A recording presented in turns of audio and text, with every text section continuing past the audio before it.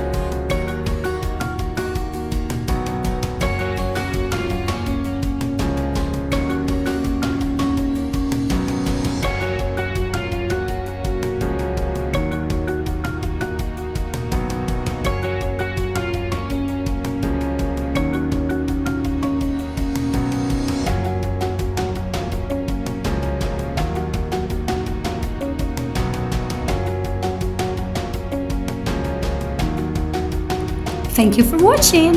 If you found this video helpful, give it a like and don't forget to subscribe. See you in the next one!